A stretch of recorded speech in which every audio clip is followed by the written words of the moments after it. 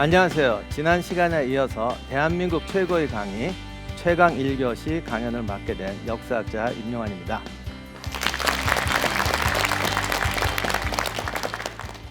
요즘은 평점 사회가 돼가지고요. 뭐든지 지나가면 평가가 따르는데, 그래서 평가가 안 좋으면 두 번 못 써요. 지금 어떻게 다시 또 소개 불러주셔서 감사를 드립니다. 제가 전쟁사 강연을 하다 보니까 가끔 이런 질문하는 분이 계십니다. 전에 어떤 분이 그러더라고요. 지금 저 밖에 나가서 운동장에 줄 긋고 분대 지휘하실 수 있습니까? 뭐 이러시더라고요.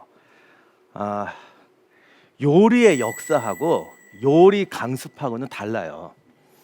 가끔 요리 역사 하시면 불러다 놓고 김치찌개 한번 만들어 보세요. 뭐 이러는 분 계신데, 그분 집에서 설거지도 안 하세요. 그래도 요리 역사는 잘 하십니다.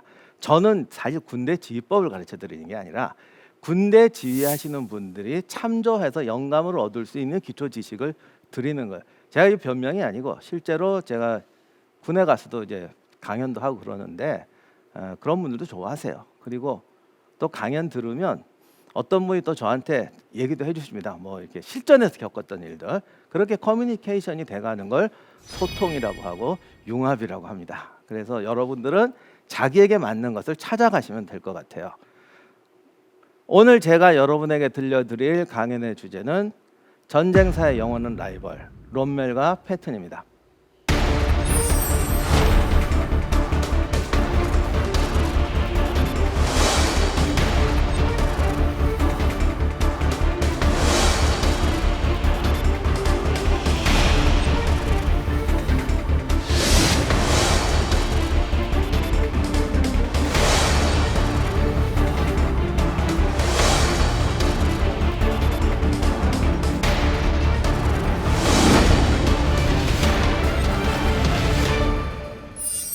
롬멜이 1차 세계대전에 참전해서 자기도 그 얘기 다 잊어버렸는데 나중에 대령이 될 장군 진급을 하려고 그러니까 이분이 귀족 집안은 아니에요. 그러니까 속된 말로 스펙이 아주 좋진 않아요.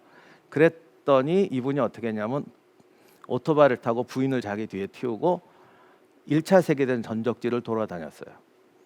그리고 자기가 했던 이야기를 책으로 써서 냈습니다. 이게 그야말로 밀리언 베스트셀러가 됐어요. 그래서 진급이 됐죠. 그러다 보니 신화가 됐는데, 롬멜이 참전했던 1차 세계대전은 20세기 역사에서 정말 중요한 전쟁입니다. 사망자만 전 참전군 합해서 거의 1,000만 명 이상이 났고 부상자가 2,500만 명 이상이 났습니다. 실종. 근데 이게 통계가 또 정확치 않아요. 정말은 어느 정도인지 모르는데, 그냥 간단히 말씀드리면 영국이나 독일이나 프랑스나 이 주 전쟁터였던 사람들은 자기 친척 남자 중에 참전 안 한 사람이 없고, 그땐 형제들이 좀 많잖아요. 하여간 사촌 이내에 참전 안 한 사람이 없고 전사 안 한 사람이 없고 부상자 없는 집이 없어요. 큰아버지는 돌아가시고 작은아버지는 팔이나 다리 하나를 잃으셨고 아버지는 운 좋게 살아왔다. 거의 이 수준이에요. 정말 어마어마한 전사가 됩니다. 1차 세계대전 때 왜 이렇게 끔찍한 그 사상자가 나냐면, 그 당시에 이제 전쟁의 이제 대표적인 게 기관총인데, 기관총만은 아닌데요. 대포나 이제 기관총 이런 총의 위력이 엄청나게 세집니다. 이 세지니까 그 전까지는 총의 위력이 약하니까 다 걸어갔거든요. 1차 대전 초기 필름 보면요, 포탄이 펑펑 터지는데 걸어가요. 이렇게 서서. 그런 식으로 걸어가다 보니까 기관총만 갖고 따져도 십자포화에 걸려들면은 그냥 몰살하는 거예요. 제가 처음 읽은 책에는 1개 중대가 전멸하는데 15분이 걸렸대요. 근데 이것도 나중에 알고 보니까 당한 쪽 입장이에요. 그 15분은 뭐냐면 자기들이 참호 밖으로 나가서 거의 전멸할 때까지 걸린 시간이에요. 상대방 쏜 쪽의 얘기를 저쪽에서부터 안 쏠지 않잖아요. 사정거리에 들어와야 쏘잖아요. 쏜 사람은 5분이에요. 5분 쏘면 1개 중대 250명이 없어져요. 그러니 그냥 걸어가다가 죽어요. 그래서 어마어마한 희생자가 나기 시작합니다. 그 당시 또 그냥 가는 게 아니라 이게 철조망 넘어가고 진흙탕을 헤쳐가는데, 전선이 다 그런 건 아닌데 이제 프랑스 쪽에서 이제 많이 싸우다 보니까 프랑스에서 타면 제일 맛있는 게 뭐가 생각나시죠? 사실 빵이에요. 빵이 좋은 건 땅이 좋아서 그래요. 그러니까 세상이 참 묘한 게 땅의 흙이 곱고 다 그런 건 아닌데 이제 솜지방이라든가 이런 주전적지가 땅이 좋아요. 그러니까 비가 오면 이게 찰흙이 돼요. 이게 푹푹 빠지는데 거짓말 아니고요. 100m 가는데 1시간 걸린 적도 있어요. 그니 기관총이 날라오는데 이러고 가는 거예요. 포탄이 떨어지면 물구덩이가 생기는데 이 밑이 찰흙이라고요. 거기 빠지면 발이 못 빠져나와요. 그 영화에서 타잔 영화에서 본 것처럼. 그래서 나중에 전쟁을 가다 보면 물구덩이에 시체 3개씩은 박혀 있대요. 그러니까 발에 박혀서 익사하는 거예요. 여기까지 빠져서 못 태어나오고. 그런 식으로 정말 사람이 개미떼처럼 죽어갔던 게 1차 세계대전입니다. 그러니 우리가 보기엔 저거 쉬워 보이지만 정말 힘들고 말도 못합니다. 지금 실제로 한번 당시 1차 대전 때 장비 이렇게 들고 저렇게 한번 가보면요, 15분 지나면 완전 탈진해서 뻗어버린대요. 그 정도로 힘든데 총알하고 대포가 주변에서 마구 날라오는 거죠. 거기다가 이제 항상 돌격전이거든. 그러니까 적의 참호까지 가서 이제 이렇게 하는 건데, 제가 저거 찍긴 했는데 저런 일이 거의 안 벌어져요. 가다가 다 죽고 저기까지 도착할 때쯤은 되게 뒤로 빠집니다. 왜냐? 2선 참호가 또 있거든. 참호가 10중으로 있어요. 그래서 실제로는 저런 장면이 나는 게 아니라 한 번 가도 또 다음번 가다가 죽고 이런 식으로 죽어갑니다. 이런 전쟁터에 당시 청년이었던 롬멜이 중위로 참전을 합니다. 저게 1차 대전 때 참호에서 찍은 사진이고, 왼쪽은 아마 저게 졸업사진, 폼나게 찍어서 졸업사진인가 그런데, 그래도 롬멜이 처음은 아니겠지만 중요하게 맡았던 것이 급식 추진이었어요. 마차에다가 이제 밥 지어가지고 이제 전방에 갖다 주는 거죠. 그게 아까 말씀드린 그좀 쉽지가 않아요. 진창을 가기 때문에 시간이 꽤 걸립니다. 그래서 도착을 했더니 전선에 도착해서 밥을 나눠주려고 하니까 중대 장교들이 벌써 다 전사한 거예요. 그래서 가돈 롬멜이 중대장이에요. 너밖에 없다. 그래서 중대장을 하게 됩니다. 이게 속된 말로 그냥 돌아가시는, 요즘 속으로 말하면 이게 그냥 돌아가시는 각입니다. 그렇게 들어가면 몇 분 살겠어요. 근데 이 롬멜이 그렇게 해서 들어간 그날 적진을 밀어버리고 적 후방까지 침투합니다. 나간 애가 안 돌아와서 부대에서는 전부 죽은 줄 알았대요. 근데 나중에 보니까 수명 30명으로 적 중대를 밀어버리고 갔다 왔어요. 여기서부터 이제 롬멜의 신화가 시작이 돼요. 롬멜은 돌격해서 실패하는 적이 없어요. 단 한 번도 자기가 목표했던 진지를 점령하지 못한 적이 없어요. 한 번 공격으로. 이거 정말 대단한 거예요.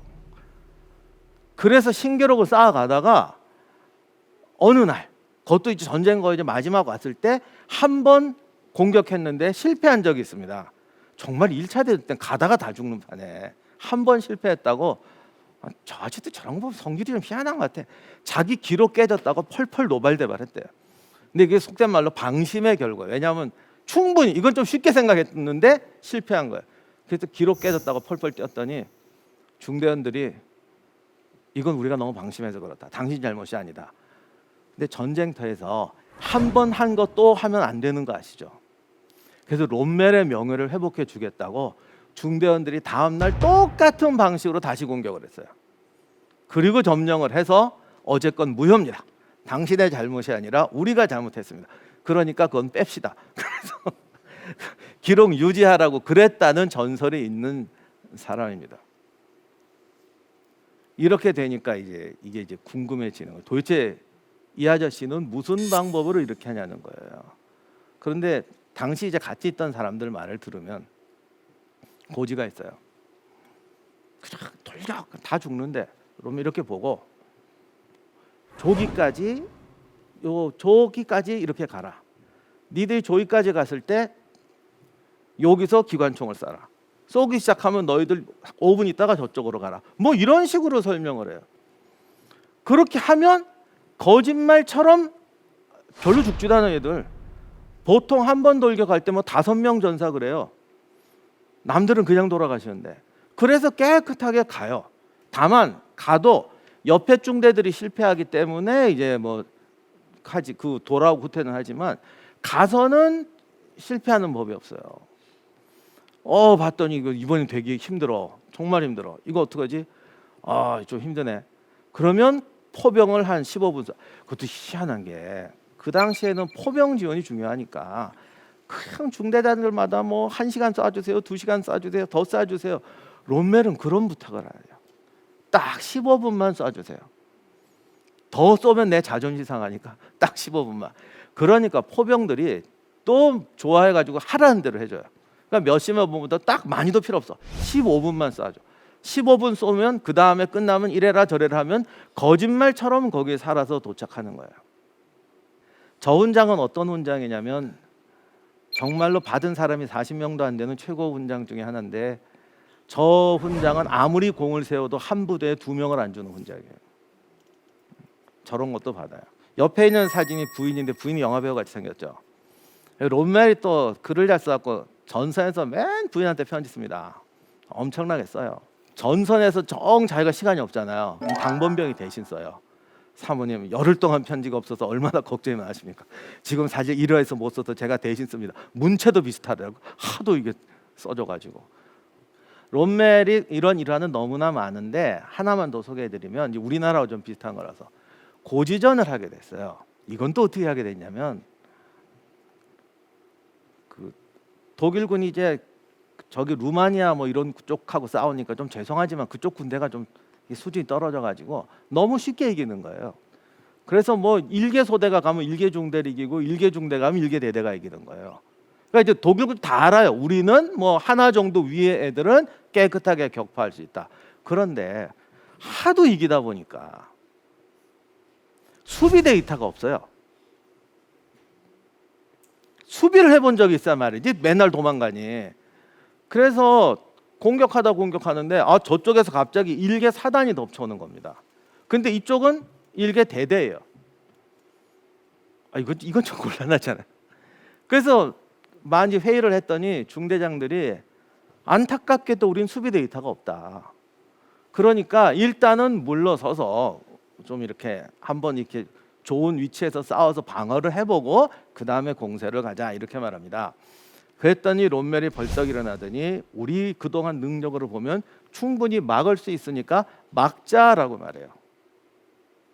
그랬더니 모든 사람들이 뭐라고 그러냐면 근거가 없잖아요. 1개 소대로 1개 중대를 이겼으면 1개 중대로 1개 대대도 이길 수 있겠다 이렇게 말할 수 있죠. 근데 수비 데이터가 전혀 없는데 어떻게 우리 1개 대대가 1개 사단을 막을 수 있니? 라고 물어봤더니 그동안의 공격 데이터를 가지고 유추해서 해볼 때 이 정도 우리 때 독일군은 고지에 있으니까 우리가 또 고지를 지키고 있으니까 1개 사단은 막을 수 있다라고 우긴 겁니다. 요게 지금 굉장히 중요한 부분인데 데이터가 있는 거예요, 없는 거예요? 사실은 없는 거예요. 그랬더니 다른 중대장이 뭐라고 그랬을까요? 네가 해봐야지. 원래 말 꺼낸 사람이 우물 파는 거예요. 그래서 1개 대대가 방어한다고 그래서 1개 대대가 다 한 번에 들어가는 게 아니거든요. 그러니까 네가 해봐. 그래서 결국 롬멜이 자기 중대가 저 고지에서 1개 사단을 이제 방어하게 된 겁니다. 저 능선, 산 능선에 이제 독일군이 주둔하고 있어요. 그런데 모든 전쟁은 이게 본대면 그 앞에 전초기지가 있어야 돼요. 항상 전초가 있습니다.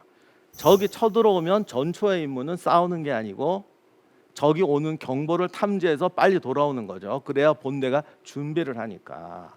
그래서 이렇게 하는데 거기 이제 그것도 안 가려는 걸 한 20명 정도에서 어느 중사를 이제 거기 넣어놨어요.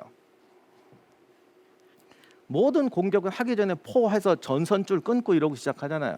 전쟁이 딱 시작되니까 당연히 연락이 끊겼죠. 포선이 꽝꽝 터지니까 롬멜은 어떻게 말하냐면 분명히 저쪽으로 공격해 올 거다. 그 다음에 저 전초에 보냈던 중사가 분명히 뒤로 도망올 거다. 사실 도망오는 건 아니에요. 당연히 오는 거죠. 그래서 그 산으로 어두운 밤에 냅다 뛰어 올라갑니다. 뛰어 올라갔더니 아니나 다를까 중사가 내려오고 있어요. 올라오고 있어요. 왜? 너 왜 왔어? 그랬더니 아니 적군이 오는데 20명이서 뭐 하냐고. 그랬더니 당장 돌아가라고 그래요.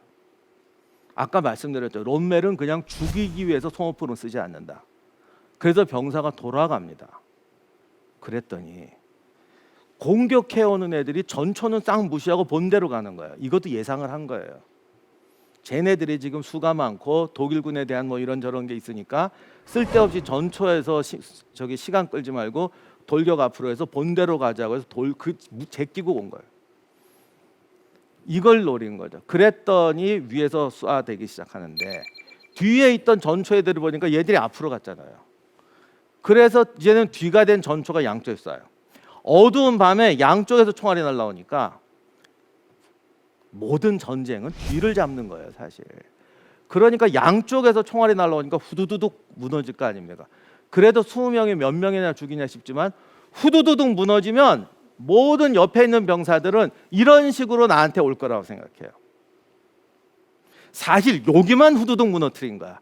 저쪽은 이제 우리 무너뜨릴 방법이 없는데 공포란 그런 거예요. 어두운 밤에 여기가 후두둑 무너지면 와 역시 독일군은 세구나. 그 다음은 우리 차례겠지. 그러면 그쪽이 빠져요.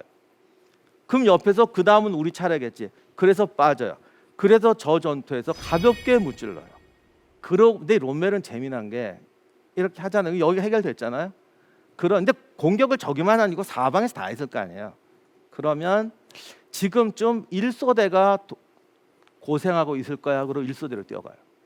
아니나 다를까 소대장이 이제 더 이상 못 버티겠다고 이제 후퇴하려고 그럽니다. 그러면 가서 롬멜은 저희가 영화에서 보듯이 권총 빼들고 후퇴하면 죽음이다. 롬멜은 이런 걸 리더로서의 최고의 수치라고 생각합니다. 자기가 아까 제가 처음 말씀드렸던 그 첫날 중대장 됐을 때 한번 싸우다가 얼굴도 모르는 소대장이니까 말을 안 들어가지고 이거 빼고 너 여기서 물러서면 죽인다라고 한번 한 적이 있대요. 자기가 평생 딱 한 번 해봤대. 사실 뭐 어떡하겠어요. 얼굴도 모르는 장교인데. 자기가 뭐라고 했냐면 내 일생의 수치고 나 평생 그 다음부터는 그렇게 안 했다고 그래요. 이거를 들이대서 하면 할 수는 있지만 그건 리더로서의 수치라는 거야. 내가 리더라면 그러면 가게 만들어야지. 그거는 권위로 하는 게 아니라 능력을 증명해서 하는 거다. 그래서 이건 내 일생의 수치다. 그 다음부터 그렇게 안 합니다. 그럼 거기 가서 이렇게 하냐? 아니요. 딱 답을 내요. 너 지금 이런 문제가 생겼지? 이미 알고 가요. 요렇게 하고 방법을 가르쳐줘요. 어떻게 가르쳐줬어요? 영업 비밀이라 책에 안 썼더라고요.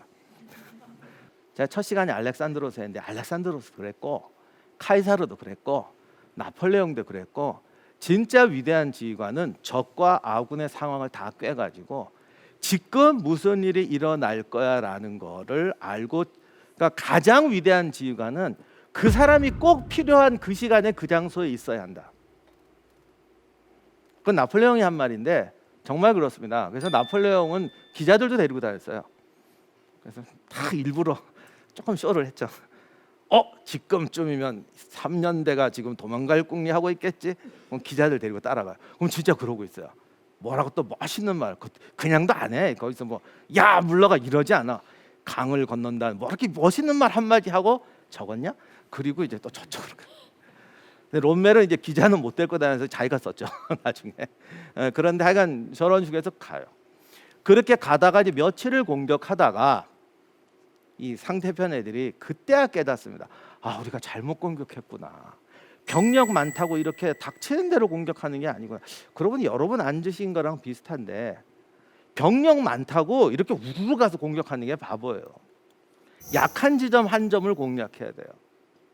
그럼 저 고지 공격하는데 약한 지점이 어딜까? 5일인가 4일이 지난 다음에 깨닫습니다. 저 끄트머리 부분 이쪽부터 올라가죠. 산이 또 이렇게 돼 있으니까 여기가 제일 낮아요. 그래서 저 부분을 집중 공격을 합니다. 그럴 줄 알고 롬멜이 거기에 가장 우수한 중사를 거기다 이제 임명하고 몇십 명을 놔뒀어요. 그래서 이제 거기를 거의 일개사단이 통으로 온 하지만 일개사단이 통으로 온 건 아니지만 하여간 그쪽에 병력이 집중되니까 겨우 2~30명 있는 애들이 어떻게 감당하겠어요.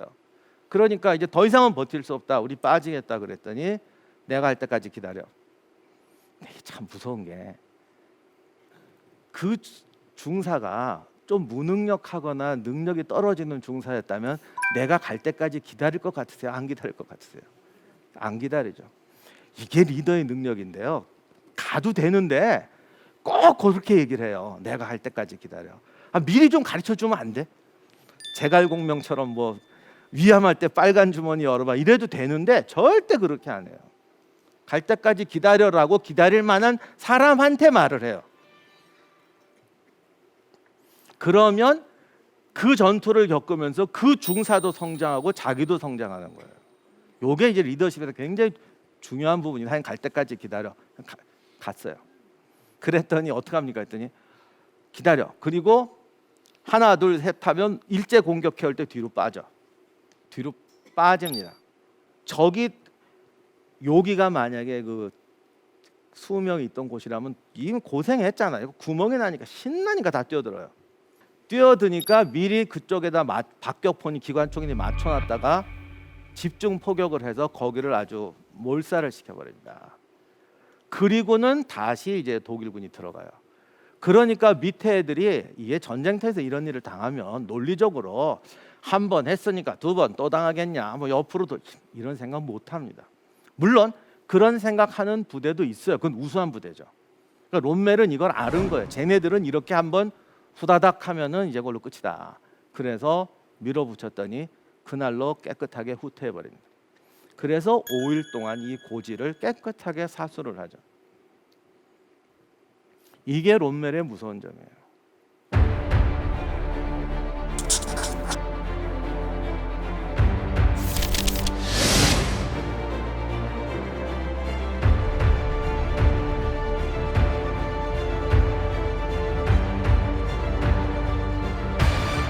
지난 시간에 제가 알렉산더 얘기하면서 대담성이라는 게 어떤 의미인지 말씀드렸어요. 그냥 용감한 게 아니라 데이터를 가지고 창조하는 능력이라. 제가 강연할 때 꼭 말씀드린 얘기가 있는데 소위 이걸 우리 농담으로 데이터맨이라고 합니다. 뭘 하든지 데이터 챙겨보는 사람. 반드시 실패합니다. 왜냐? 데이터 의존증이라고 그러는데 데이터를 그건 사실 잘못 사용하는 거예요. 요게 이제 좀 비판적으로 얘기하자면 전례가 있습니까 하는 말하고 똑같아요. 제가 어디랑 일을 해보니까 대한민국에서 제일 무서운 말이 전례가 있습니까 더구만요. 그게 데이터 의존증이에요. 데이터 의존증은요 요즘 같은 시대가 아니고 알렉산더 시대에도 안 통해요. 그러니까 데이터를 뒤져서 요 상황에서는 요렇게 해야 됐네 하고 그대로 하는 거예요. 그러면 전쟁에서도 집니다. 한 번은 이기지 상대가 알고 나오잖아요. 옛날에 저 무협지라기보다는 그 도장 깨기라는 게 있는데 중국도 있고 일본도 있는데 그 가끔 무협지 영화 보면 왜 무술 고수들 있으면 누가 착 찾아오잖아요. 당신이 고수인 줄 알고 뭐 이렇게 한번 대결해 보자. 영화에서 보면 맨날 이러고 둘이서 탁 제자들 앞에서 막 이렇게 붙지 않습니까? 사실 그렇게 안 해요. 그렇게 안 하고 절대 못 보게 하고 안 보는 데서 둘만 싸웁니다. 두 가지 설이 있는데 들어가서 이제 이랬다는 이러기 위해서라는 설도 있고, 근데 사실 그런 경우도 있었을 거예요. 그리고 또 하나는 절대 초식을 안 보여줘요. 왜냐하면 어떤 초식이든지 보여주면 그 다음에 그걸 격파법을 쓰면 되거든. 그러니까 나보다 약한 애도 나를 이길 수 있어요. 왜? 내가 쓰는 초식을 알고 거기에 대항 초식을 쓰면 깨끗하게 지는 거예요. 그래서 원래는 그래서 안 보여줘요. 어느 경우가 많은지 잘 모르겠어요. 그러나 하여간 이유는 그래서 안 보여주는 겁니다. 그래서 데이터는 전쟁에서 2번만 써도 망하는 경우가 허다해요. 그래서 그건 데이터맨이 아니에요. 데이터 의존증이지. 그럼 롬멜은 어떻게 하느냐? 일단은 데이터 분석은 해요. 철저하게 하는데 포탄이 날라와요. 포탄이 날라오면 군에 계신 분들은 다 아세요. 포탄이 날라오면 어떻게 하냐? 참호를 파야죠. 그리고 서 있을까요? 엎드릴까요? 당연히 엎드리죠. 전쟁 영화 보면 포탄이 막 터지면요 겁이 나니까 막 파요. 죽은 시신들 보면 다 손톱이 나빠져갖고 새카만 경우가 굉장히 많습니다. 이렇게 막 파가지고 한 20cm 배만 들어가게 파서 엎드리는 경우 있어요. 자, 이렇게 팠을 때 그게 도움이 될까요? 안 될까요? 도움이 된다면 몇 %나 될까요? 우린 데이터 하나도, 여러분 뭐 군인은 아니시지만 그런 얘기 들어본 적도 없으시죠? 그다음 또 이런 게 있어요. 엎드려도 숲일 때, 자갈밭일 때, 모래밭일 때, 계곡일 때, 포탄이 60mm 때, 80mm 때, 105mm 때, 155mm 때, 유산탄일 때, 고폭탄일 때, 장렬탄일 때, 철갑탄일 때, 이거 데이터 다음 몇 개 나온지 아세요? 순열조합으로 어마어마하게 나옵니다. 이분은 어떻게 하시냐면 그냥 엎드리는 게 아니고요. 그 데이터를 다 내요. 심지어는 이렇게 해가지고 30cm 배만 가렸더니 그래도 몇 명 덜 맞더라. 문제는 이 수많은 조합을 다 겪어볼 사람은 아무도 없다는 거예요. 이렇게 데이터를 내니까 어떤 경우도 있냐면 가는데 숲을 지나는데 갑자기 포탄이 떨어져요. 데이터를 탁 내는 거예요. 숲에서 하니까 사상률이 15%다. 그러면 지금 엎드리는 것보다 차라리 들고 뛰는 게 낫다. 그럼 뛰면 뒤로 뛸 거냐? 아니, 앞으로 뛰어. 저게 포대를 향해 뛰자. 공격 앞으로. 그러고 뛰는 겁니다. 이걸 잘못 배우면 전쟁에 포탄이 떨어질 때 숨는 자가 있고 돌격하는 자가 있다. 공세적으로 나가면 이긴다. 다 죽습니다. 그러다가 나중에. 이렇게 하는 게 아니고 본인은 철저하게 계산해서 하는 거예요. 이거를 겪어보지 않은 것도 상황 계산을 해요. 내가 유산탄에서 숲에서 이렇더라. 155mm일 때 자갈밭에서 맞으면 사상률이 얼마라겠구나. 자기가 추정을 해서 그 다음 행동을 결정하는 거예요. 그거 추정 아닙니까? 데이터에 맞춰서 추정해 본 사람은 그냥 추정하는 것보다 성공할 확률이 훨씬 높아요. 이게 있는 데이터를 재활용하는 사람과 있는 데이터를 창조적으로 활용하는 사람의 차이입니다. 엄청나게 중요한 거예요. 우리가 세상을 살면서 모든 경험을 얼마나 해보겠어요? 못하죠. 옛날도 아니고 인구도 똑같고 뭐 사람도 똑같고 뭐 똑같이 산다면은 그 데이터를 활용해 볼 수도 있겠지만 조선시대도 10년이면 강산이 변한다고 했는데 항상 변화 속에서 만드니까 데이터라는 것은 절대로 있는 거를 재활용하는 게 아니라 그거를 분석해서 새로운 상황에 창조적으로 적용해야 된다. 창조적으로 적용하는 것도 수없이 훈련을 해야 된다. 요게 또 중요해요. 그게 대담성이에요. 못한 사람은 평생 못 해봐요. 그래서 진정한 창조자는 끊임없이 그 훈련을 하면서 점점 더 멀리 뛰는 겁니다. 론멜은 부하들을 가르칠 때도 늘 이렇게 가르칩니다. 자네 앞에 적군이 돌격해오면 어떡하겠나? 내 총검을 들고 죽기 살기로 싸우겠습니다. 빵점. 적이 지금 쳐들어온다면 어떡하겠나? 내 조국을 위해서 제가 목숨을 걸고 이 땅을 지키겠습니다. 어떻게 지킬 건데? 목숨을 걸고요. 거 말고 어떻게 지킬 건데? 죽도록 싸우겠습니다. 어떻게 싸우냐니까? 내가 어떻게 알아요? 싸우면 되는데. 이렇게 되면은 그 군대가 질이 떨어진다는 거예요. 사열하다가 갑자기 탁 만나면 자네 보직이 뭔가? 기관총 쐈습니다. 그러면 이런 질문을 내려요. 자, 아군 부대가 저쪽에 있는데 지금 적한테 포위됐어. 우리가 20분 내로 가지 않으면 전멸이야. 그래서 아군 부대가 구하러 가려고 했는데 중간에 오두막집이 하나 있는데 거기서 적 기관총이 우리를 향해 쏘고 있어. 이럴 때 어떻게 해야 돼? 어떻게 해야 돼요? 기관총을 측면으로 맞으면서 5분이면 죽는데요. 기관총을 측면으로 맞으면서 아군을 구하기 위해 뛰어갈까요?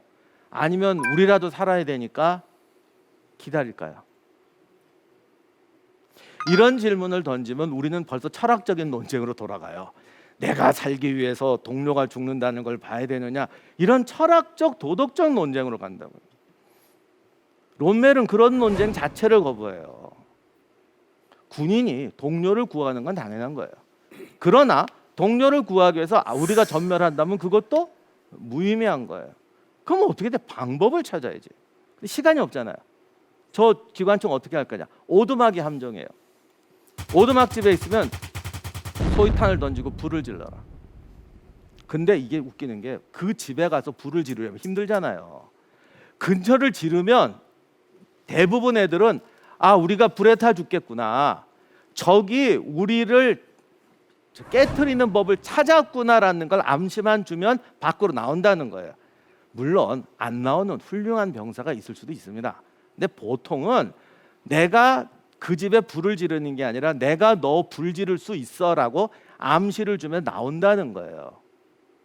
요거는 동양하고 서양이 조금 차이는 있습니다. 일본군은 안 나와요. 걔들은 가서 질러줘야 돼요. 어쩔 수 없는 게 있는데 그건 좀 문화적 차이는 있습니다만 아무튼 그런 식으로 암시만 줘도 나온다는 거예요.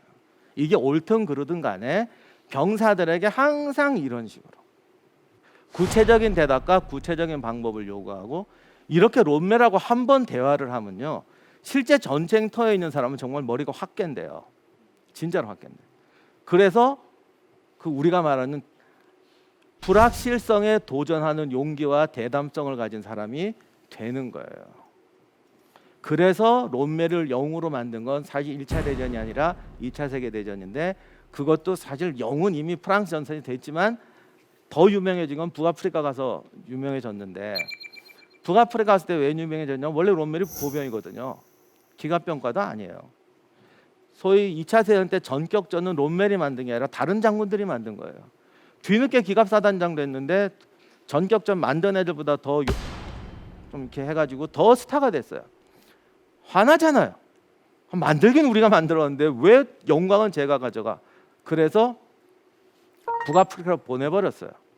생전 사막에 처음 온 인간이 거기서 소위 말하는 해보지 않은 전쟁을 실험도 안 하고 하는 겁니다. 그러니까 많은 사람이 다 미쳤다고 그랬죠. 모험이다. 롬멜의 작전은 이건 무모한 거고 운이 좋은 거다. 이런 말 많습니다. 근데 롬멜이 거기에 대답했어요. 운이 좋으면 한 번은 성공하지만 어떻게 10번을 성공하느냐. 나는 운에 한 게 아니라 철저히 데이터에 기반해서 했다라고 말하는 게 롬멜의 대답입니다. 그랬더니 네가 언제 사막에 와보기나 했어? 이제 제가 답을 안 드려도 아시겠죠? 이게 롬멜의 성공 비결이고, 현대에서도 또 어떤 기업이나 개인의 삶에서도 롬멜이 주는 교훈이 이거예요. 대담한 사람만이 창조할 수 있다. 그 창조하는 방법을 롬멜이 가르쳐 준 겁니다.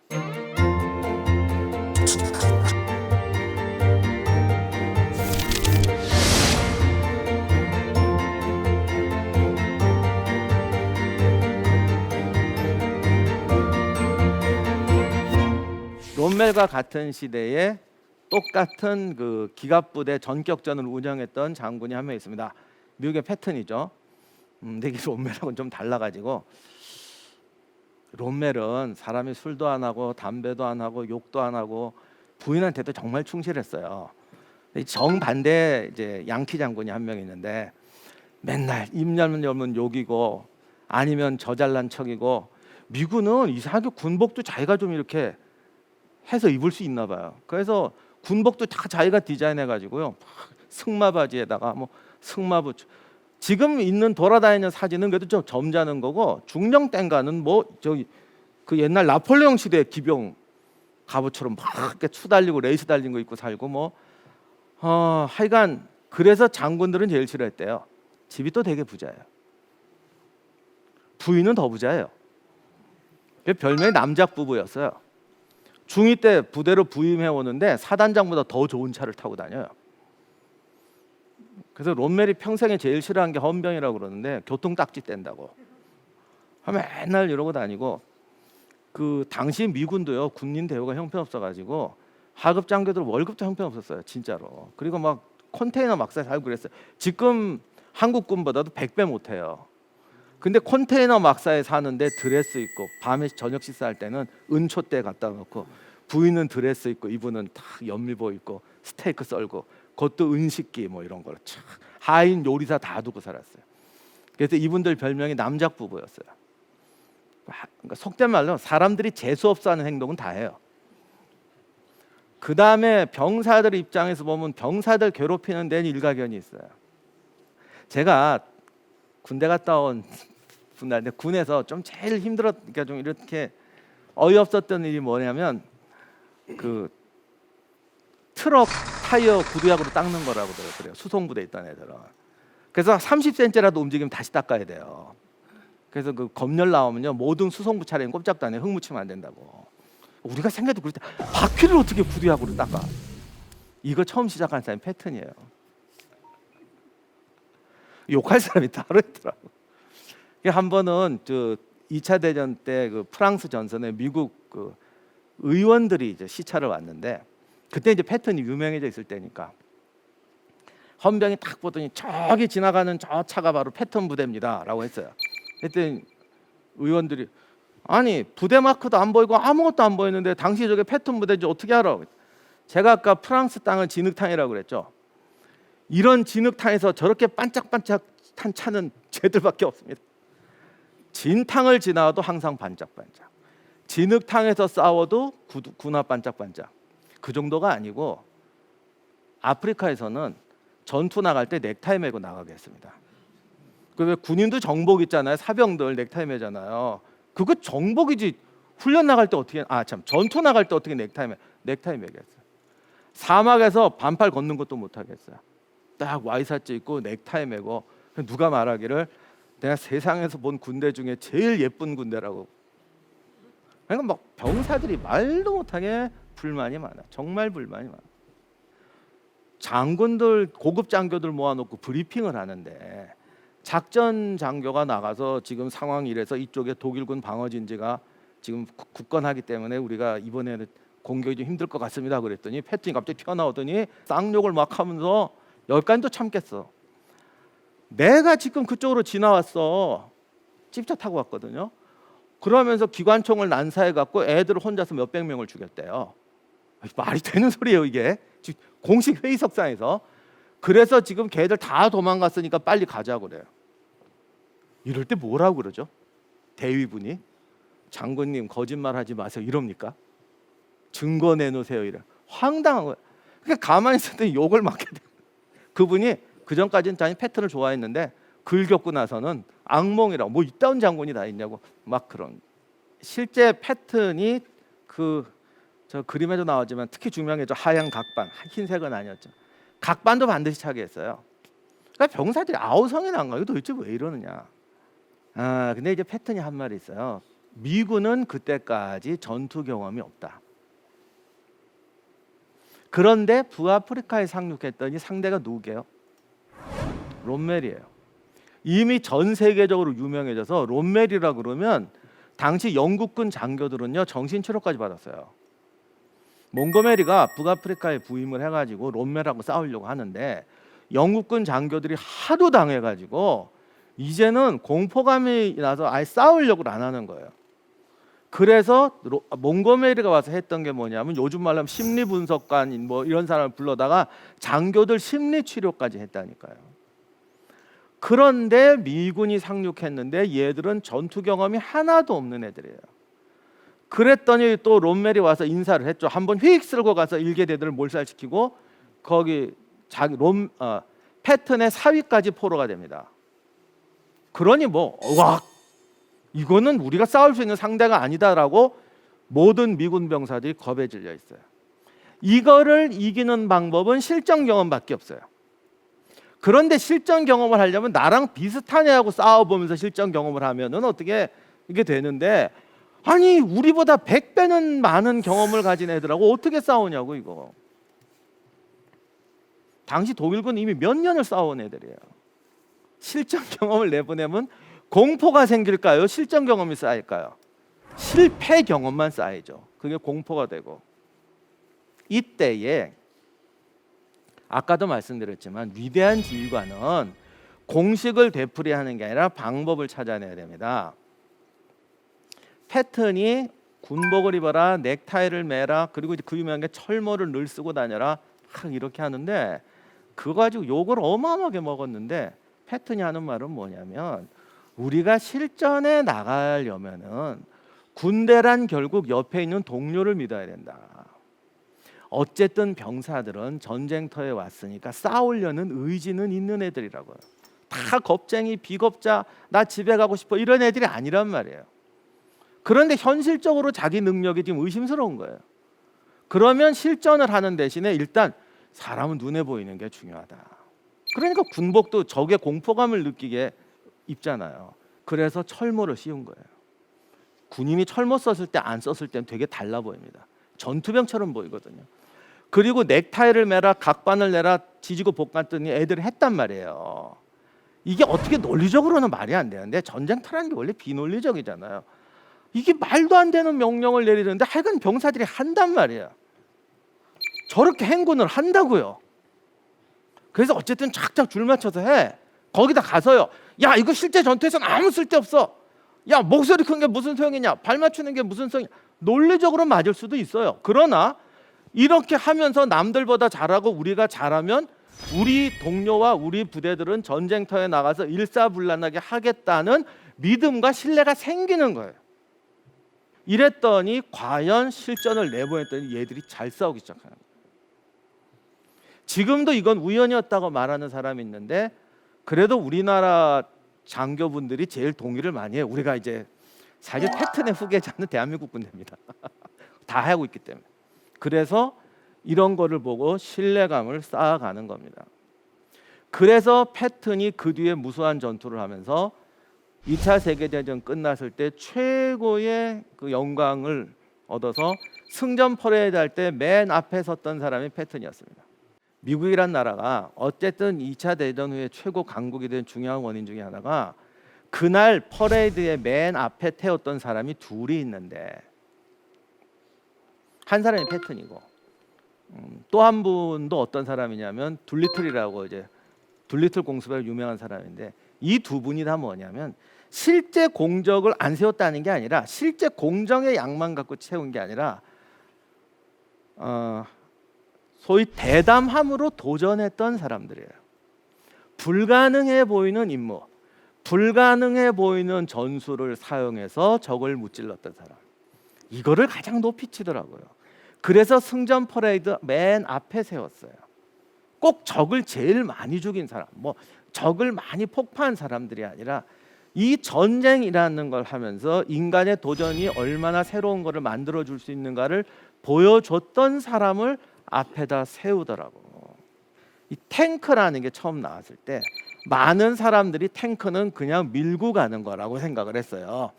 탱크의 특징이 뭡니까? 라고 물어보면 다들 장갑, 대포 이런 거 생각하십니다. 제가 어느 기업 가서 한번 질문을 했더니 한 분이 껄껄 웃으면서 저쪽에 탁 하더니 탱크의 진짜 장점은 바퀴입니다 그러더라고. 그래서 내가 알아봤지. 기갑 출신이시죠? 그랬더니 맞대요. 많은 사람이 탱크를 보면 당연히 철판과 포를 생각해요. 정말 중요한 건 바퀴예요. 왜? 대포와 화약이 나오고 기관총이 나오면서 기병이 없어졌어요. 기병이 없어지니까 아까 롬멜 차례 때 말씀드린 것처럼 내가 적을 죽이는 게 아니라 죽일 수 있다라는 걸 증명하면 대체로 군대는 무너져요.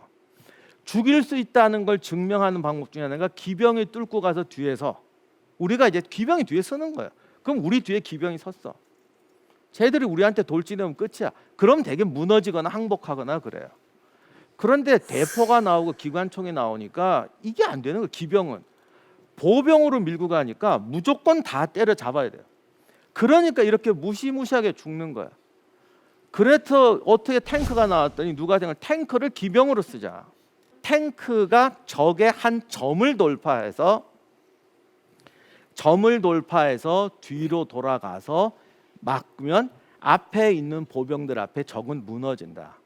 아군도 더 적게 죽고 적도 적게 죽고 전쟁은 훨씬 빨리 끝난다. 패턴이 만들었던 전격전이고 롬멜이 만들었던 전격전입니다. 실제로 그렇게 했더니 전쟁이 후다다다닥 끝나더라는 거예요. 그런데 이걸 하려니까 다들 무서워서 안 하려고. 탱크가 쑥 들어갔다 고립되면 누가 책임질까요? 고립 안 된다. 왜? 우리가 주동적으로 하기 때문에. 해봐라. 안 해. 다들 안 해. 그런데 패턴이 그걸 했거든요. 그리고 아까 병사들한테 스스로 자기들의 가능성을 찾아가는 훈련을 시켰어요. 이게 논리적으로 안 맞는 것 같지만 복장 군기 철모 갖고 해본 애들이 실제 이렇게 하니까 놀라운 게 적응력이 엄청 빨라요. 어떤 의미로 보면 독일보다 미군 적응력이 더 좋았어요. 요 두 개가 만나는 게 뭔지 아세요? 비논리적인 행동인데 행동을 통해서 경험하는 거예요. 그랬더니 병사들이 창의적이 되죠. 나중에 패턴 부대원들은 정말 잘 싸워요. 저도 가끔 그런 생각해 보는데, 제가 강남의 거리를 가면서 만약에 전쟁이 나서 시가전이 벌어지면 이쪽 건물이 30층이고 이쪽 건물이 50층인데 창문이 몇 개겠어요? 저걸 어떻게 지나가지? 그리고 저거를 수색하려면 도대체 건물 하나 수색하려면 며칠 걸릴까? 야, 이거 전쟁 어떻게 하냐? 그랬더니 페트 부대 가면 들어간 적이 있는데 병사들이 어떻게 하냐면 그걸 하나하나 소탕하는 게 아니고 조각이 있을까, 족이 있을까, 족이 있을까 이렇게 찾아가요. 병사들이. 아까 롬멜이 저기까지만 가면 여기 쏠 거야. 그때 인류가 이랬다고 그랬잖아요. 얘들은 이제 병사들이 하기 시작해요. 그래서 탁 내리면 모든 마을을 수색하는 게 아니고 화다다닥 흩어져 가지고 독일군이 있을 만한 포인트로 찍어요. 그리고 통과하니까 통과야. 그 한 상병은 그러고 있는데 혼자 앞으로 막 갔어요. 이 상병은 아예 2블럭을 더 건너갔어요. 그러더니 뒤로 돌아가서 그 한 블럭, 2블럭 뒤에 독일군 대전차포가 매복하고 있었거든요. 그거를 지가 미리 낌새를 채고 뒤로 돌아가서 혼자서 대전차포를 다 잡아버렸어요. 그리고 빨리 와라. 이렇게 전투를 하니까 남들은 한 달 걸리는 걸 하루 만에 통과하게 되죠. 이거는 전쟁을 피차간에 좋은 거예요. 사실은 패하는 쪽도 이렇게 패야 죽는 사람이 적습니다. 그래서 서로 존경하잖아요. 그 결론은 뭐냐면 도전하는 자만이 창조할 수 있다. 데이터는 반복하는 것이 아니라 없는 데이터를 창조하기 위한 데이터로 써야 되고, 그게 진정한 데이터맨의 훈련이다. 오늘날 21세기라는 거는 지금 없어진 직업 중에 하나가 미래학자입니다. 아무도 예측을 못해요. 그럼 어떡하죠? 지금 전 세계 교육의 목표가 미래를 예측하는 게 아니라 내가 겪지 않은 상황이 왔을 때 대응하는 능력을 키우는 게 교육의 목표라고 그래요. 이게 롬멜과 패튼이 20세기에 남겨준 중요한 교훈입니다. 그래서 지금도 미국 육군사관학교 같은 데는 열심히 둘이를 배우고 새로운 전쟁에 대비하려고 하는 거죠. 데이터의 시대. 절대로 어마어마하게 많은 데이터를 재활용하는 게 아니다. 잊지 마시기 바랍니다.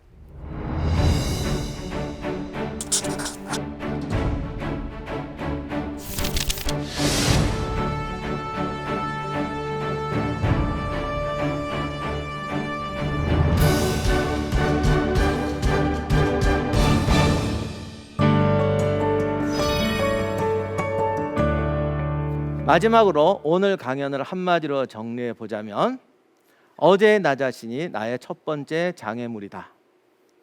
어제의 나 자신이라는 건 어제의 데이터입니다. 근데 그 데이터 중에서도 나를 제일 얽매는 건 자기 데이터입니다. 실리콘밸리에서 실패하는 사람의 70%가 자기가 옛날에 성공했던 거 되풀이하다가 실패해요. 그 사람들 명단 중에는요, 정말 어마어마한 사람도 있어요. 전설을 만들고 신화를 만들었던 사람이 스카웃돼서 그대로 기업 말아먹는 거예요. 왜? 자기가 성공했던 거 그냥 써먹다가 자기가 왜 성공했는지 데이터 분석을 하지 않고 써먹기 때문에 망하는 거예요.